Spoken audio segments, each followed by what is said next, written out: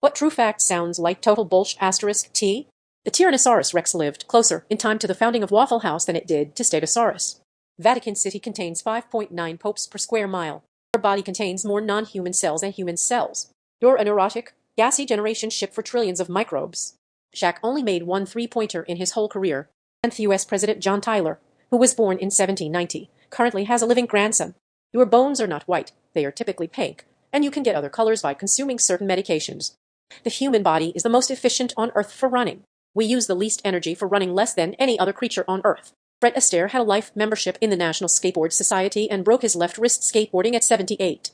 There were two instances during the Second World War where U.S. troops and regular German army troops fought on the same side against the SS. https://and wikipedia.org/wiki/Battle of Castle Itter https://and wikipedia.org/wiki/Operation Cowboy. There was also a man who survived both atomic bombings https://and wikipedia.org/wiki/Pseudo Yamaguchi. The award for longest televised golf putt in history belongs to none other than Michael Phelps. Every time you shuffle a deck of cards, it's probably a brand new, unique configuration of cards in all card decks ever to exist in history. Fireflies don't eat. They do all of their eating as larvae glow worms. Cleopatra lived closer to the time of the first moon landing than to when the ancient pyramids were built. There are more neurons in your butt and digestive tract than in your brain. It was more technologically feasible to actually go to the moon than to fake a moon landing given the technology at the time. There were only two self-liberating nations in WW2, and one of them was Yugoslavia. Chuck Palahniuk's first book was Invisible Monsters. It was rejected for being too grotesque. He wrote Fight Club out of spite, and it sold much to his shock. Moby Pitt was based on a sort of true story. Genghis Khan spent 13 years as a slave before escaping, and didn't unite the Mongols or leave the steppe to duck up the rest of the world until he was 41 or 42. You cannot overdose on Xanax alone because it has such a wide therapeutic window. LSD is an incredibly effective treatment for alcoholism. Pangolins walk on their hind legs. Dolphins use sex toys. Specifically, male dolphins have been known to masturbate using live eels or decapitated fish. What's the biggest mistake in human history? A toss-up between engaging in a land war in Asia or going in against a Sicilian when death is on the line. Hey, this wooden horse gift appears to be genuine. Not accepting Adolf as a painter. Compromise of 1877. This is purely a U.S. history mistake, and I'm explaining it as best as a B-plus student of history can remember. The 1876 race for president between Democrat Samuel Tilden and Republican Rutherford B. Hayes was incredibly close, like I think no winner could be called. Anyway, a few southern states then in the midst of Reconstruction, like they had U.S. Army soldiers there to enforce equal rights since there was KKK, lynchings, all that horrible stick said they'd give their electoral votes to Hayes if he ended Reconstruction. The deal was struck, Hayes became president, soldiers left the South, and immediately Jim Crow laws were enacted in many southern states which enshrined separate but equal state laws, different bathrooms and water fountains for blacks, sitting in back of buses for blacks, preference for whites over blacks, for better paying jobs, poll taxes for blacks, I think, and other stick in the South for about another 100 years until the Civil Rights Act of 1964. That cornerstone of white supremacy still poisons many parts of American life today. I'm sure it'd still be here if Reconstruction remained, but having nearly a century of that racist stick in LAW really held the USA back morality-wise. Many were increasingly of the opinion that they all made a big mistake in coming down from the trees in the first place, and some said that even the trees had been a bad move, and that no one should ever have left the oceans.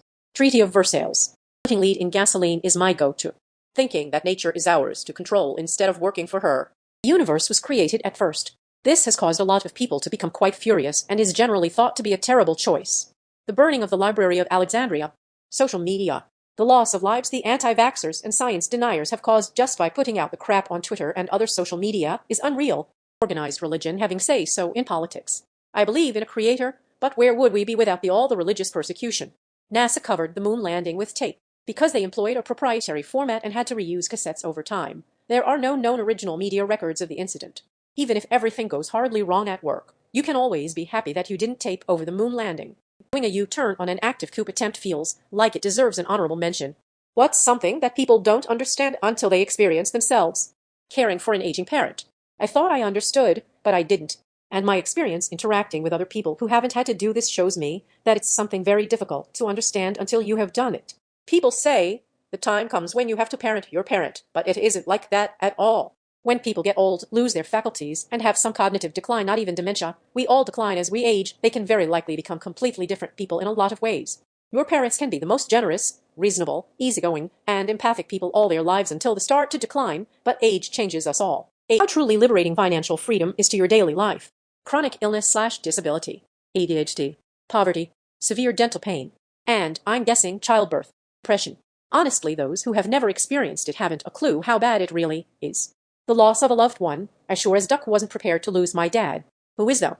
No one teaches you that sort of thing. It just hit you when it hit you and you go through it as best as you can. The power of water. People think, oh, I can swim, so I'm perfectly safe on this river slash lake slash cove slash bay slash beach slash boat. Whether the ocean or a calm lake or river, the water has many ways to kill even the most experienced swimmer, and almost all of those ways are invisible. Panic attacks, homelessness, poverty. It's not just something where you can just save up or just work harder or just budget or just get another job. It's like quicksand. It keeps pulling you down as you sink further into it, and even when you desperately try to get out of it, it just keeps burying you. The most interesting shows to me are those shows where a rich person and a poor person trade lives, or millionaires spend life in poverty for a week, and then they truly realize how the system is constructed so a person can't get out of it. Sexual assault. It's not always the creepy stranger in the dark alley. It's usually someone you know. And your family and friends who you think will support you, they won't. They'll deny it at best and blame you at worst, or in the case of my mother, both. It also ducks with your sense of safety anywhere. Losing a child. It breaks you in ways that are hard to explain. Chronic conditions. I think a lot of people got a glimpse of it during COVID lockdowns. Something that you're not happy with, but you can live with it for a while. But as time goes on, it gets harder to deal with. It's difficult because you don't see an end to it. You keep getting your hopes up about a resolution, but it always seems to go back to the same old way. You keep sacrificing in the same ways over and over. You get more and more frustrated about your lack of control over the situation and the constant disappointment. There's a lot of people who lived with the limitations of chronic illness before the pandemic, and they are still living with it the same way today. There's never going to be an end to it, and their lives will never get on the track they wanted for themselves. It's not so bad day to day, but it's also never ending. Seeing a pet that you had for their whole lifetime age and eventually pass away. Got a dog in 2007 when he was a few weeks old. I was 6 at the time. He died a few months back. I'm currently 21. I knew it was going to happen someday, but it hit like a truck. Like psychedelics. Suicidal thoughts. I was one of those that thought that suicidal people were just selfish, until I was hit with severe depression and suicide just made sense in that frame of mind. I'm doing much better now thanks to good antidepressants. Better. If you can erase your memory of one TV show and rewatch it fresh, what would it be? Everybody loves Raymond. Except I wouldn't watch it again. Avatar: The Last Airbender. Futurama. I'd love to marvel again at the pure brilliance of the box episode. True Detective Season 1 was some of the best filming and story ever. For me, it's 100% Breaking Bad. Band of Brothers. The Good Place. Haunting of Hill House. I still watch it again quite often, but I'd love that feeling of seeing it for the first time. Severance or Better Call Saul. The Wire, no doubt. The Expanse. Community. Arrested Development. Buffy. Grew up watching it. Vividly remember watching the first episode when they aired it on BBC Two when I was about 7/8. Know nearly every line off by heart. Would love to see some of those reveals and twists for the first time. Right now I can only live vicariously through first-time watchers on YouTube. Serious, the Supreme Court ruled against affirmative action in college admissions. What's your opinion, Reddit?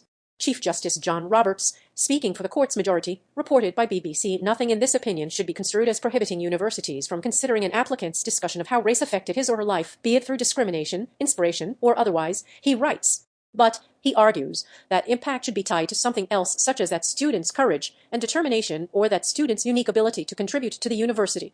In other words, the student must be treated based on his or her experiences as an individual, not on the basis of race. Many universities have for too long done just the opposite. And in doing so, they have concluded, wrongly, that the touchstone of an individual's identity is not challenges bested, skills built, or lessons learned, but the color of their skin, he concludes. Our constitutional history does not tolerate that choice. I think I agree with literally every word of that. Merit-based admission, quota-based admission. I'm a flaming liberal, but I've always had mixed feelings about affirmative action. I sympathize with wanting to give historically disadvantaged people more opportunity, but I just think it's a blunt way to go about it that also leaves a stigma around minority students at prestigious universities, since a lot of people will assume they got there on account of their race and not merits. I don't have huge experience with affirmative action, but the cases I've seen seemed to involve way too big of boost. Like it's not just two equal candidates, they'll go with the minority one. They often give huge priority to them. Once upon I was thinking of applying to med school, and I had a couple white roommates who actually did. For us to have a realistic shot at med school, they told us we needed about 28, or preferably higher, on the MCATs. We also had a black friend was applying. One school straight up told her all she had to do was get a 22 on the MCATs, and they would let her in. That's like a bottom 10% score. And we're talking professional school, not undergrad. Presumably, the negative effects of going to a crap high school would have ameliorated after 4 years of undergrad. Affirmative action was window dressing. It created the impression that a problem was being solved, but when you dig deeper, it becomes clear that very little meaningful change was actually achieved. There was a good article in the Atlantic recently about how AA mostly lifted up black kids from the middle and upper classes, while largely ignoring the truly poor who needed it the most. Affirmative action is not intended to combat the barriers faced by the poor, black or otherwise. It is meant to achieve racial diversity. Where it finds the bodies does not matter. I'm not sad to see a largely failed program gone. I wouldn't mind seeing some modified form of it, where class is stressed over race. So action needs to be taken before college. Poor kids are not given the resources to prep for college. I was poor and grew up in a poor town. Schools fail poor kids. There's few resources that explain to poor kids how to get into college. The schools don't care. I had no guidance counselor. My parents are immigrants. When I was in high school, I had no idea about getting into college. Luckily, there was a really good community college nearby that recruited me, and they taught me everything about how to get to college, and actually got me there. 100% makes sense, and you're a great fit for community college, definitely not Harvard.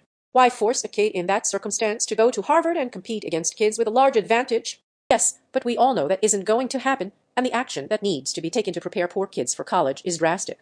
In some communities and for some kids, it could be doable on a budget. But there's no amount of free SAT prep or high-quality guidance counselors that can fix the impact of barely having enough food to eat, years of substandard healthcare, growing up without parents who can help with homework, growing up surrounded by violence/crime, etc. Don't get me wrong, there are lots of kids out there who are smart, driven, talented, and could easily succeed if they were just given more opportunities, but it fails to address the large number of kids whose problems lie deeper than access to educational resources. So poor kids don't know how to use a phone, call a college and ask, have stupid parents. What I really want is for the US to equalize all public schools in what education they provide and what extracurricular activities they offer. Using an example from my own backyard, why should the school in the South Bronx be any worse than the schools in Scarsdale and why? Applications should have no personal identification of any kind. Just grades, achievements, etc. No sex, race, religion, name, etc. If you're Asian, this benefits you significantly because they were the most discriminated in the Ivy League. My guess is schools will find a way to actively discriminate again but call it something else.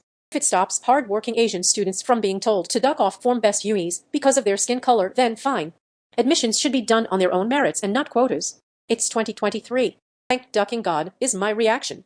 I was literally told by a professor in med school that since I'm Indian and not black, I have to find something to make myself diverse, or I won't get in. I have a 510 MCAT and 4.0 GPA with 1,000 plus clinical hours. Affirmative action ducks over Asians too much to be a reasonable policy. Affirmative action is ironically racist and insulting. We think people from certain groups are incapable of working towards getting inside an institution, so we'll just lower the standards for them. Edit, Chad's getting triggered. Have at it, boys. Scream at the screen, lol.